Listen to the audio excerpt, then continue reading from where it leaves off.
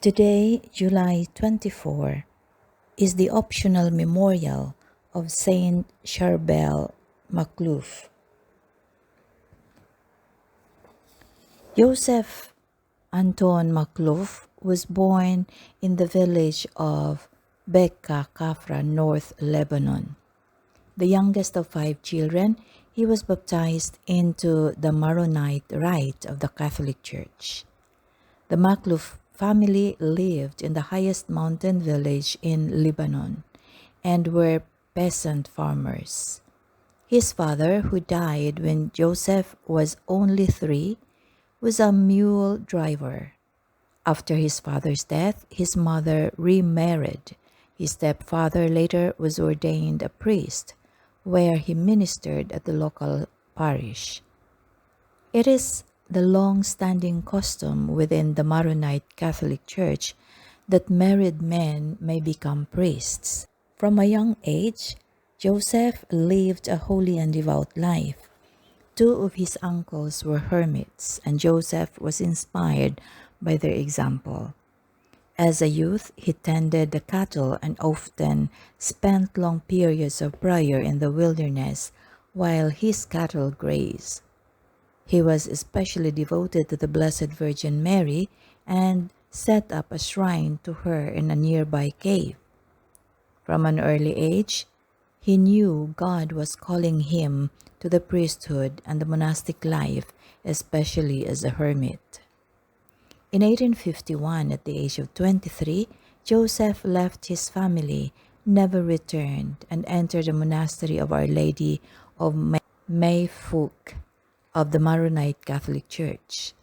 His mother later wrote to him saying, "If you weren't to be good religious, I would say to you, come back home. But I know now that the Lord wants you in His service. And in my pain at being separated from you, I say to him, resigned, may He bless you, my child." As a newly professed monk, Joseph took the name Sharbel after Saint Sharbel the Martyr, the 2nd century military officer who was martyred in Antioch during the persecution by the Roman Emperor Marcus Aurelius. As a monk, Brother Sharbel longed to be a hermit and made a request to his superiors many times. For the first 24 years of his religious life, his superiors required that he live in community with the other monks.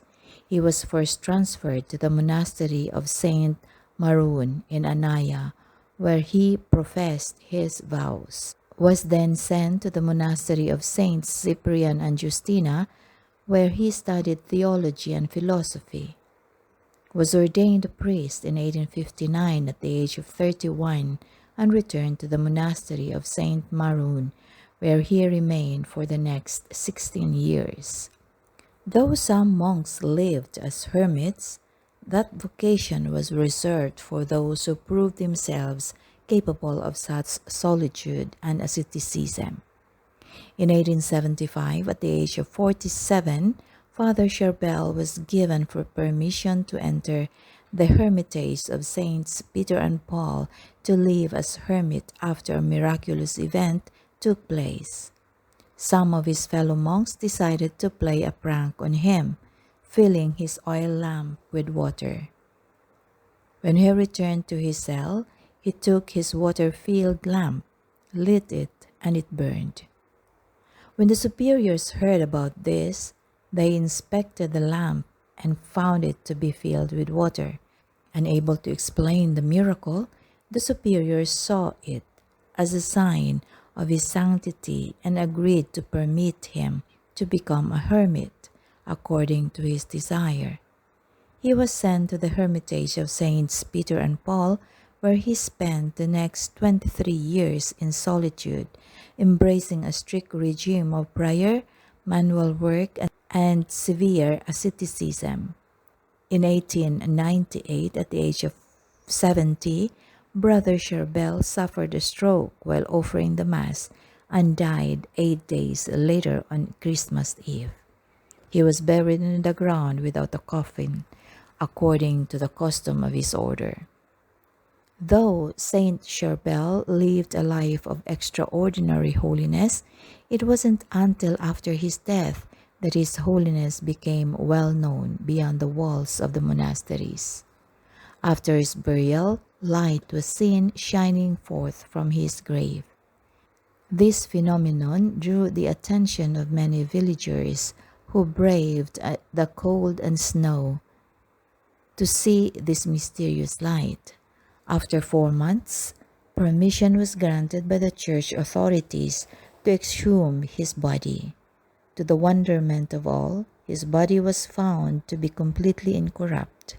His skin and joints were like one who was sleeping, soft and flexible.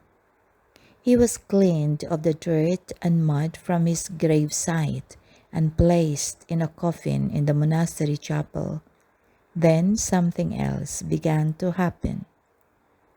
Blood and sweat appeared to be coming forth from his pores, soaking his habit. It was so pronounced that his clothing needed to be changed twice a week.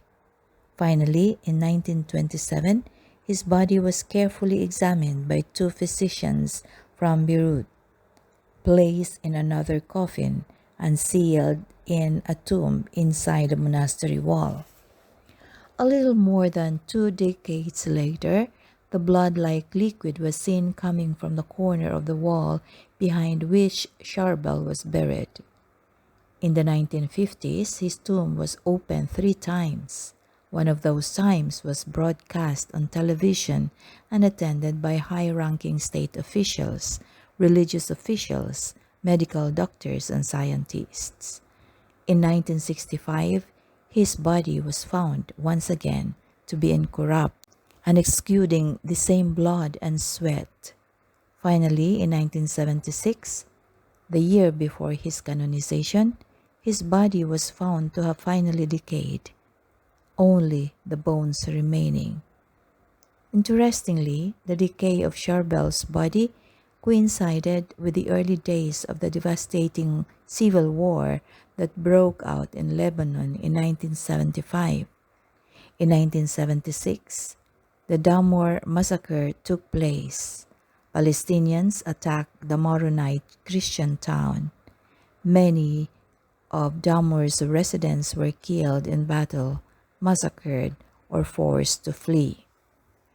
Ever since Sharbel's burial, those who have visited his grave have attributed many miracles to his intercession. This was especially the case in the 1950s when he was found incorrupt after 50 years. At that time, the monks started to keep track of miraculous cures that were attributed to Father Sharbel's intercession. Within 2 years, they had a list of more than 12,000 reported cures. Devotion to him and his incorrupt body spread rapidly. The devotion, coupled with reports of numerous miracles, led to a new evangelization across Lebanon. God uses us all in varied ways. Saint Sharbel was used after his death to evangelize Lebanon and beyond. In life, he was deeply united to God. He responded to his vocation as a hermit, living a life of daily penance, sacrifice, deep prayer, and humble service as a priest. As a result, he became one of the most influential saints of the past century. Saint Sharbel did great things for the simple reason that he prayed and followed the will of God.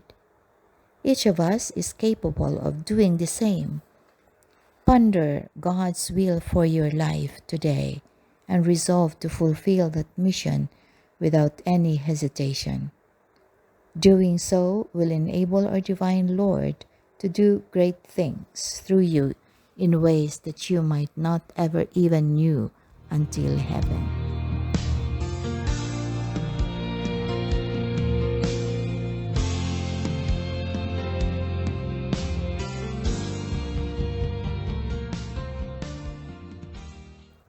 Let us pray.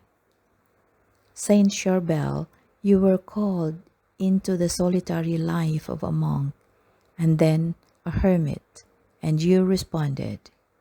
You kept your eyes upon Christ, and He transformed your humble soul into a glorious beacon of light for the world to see.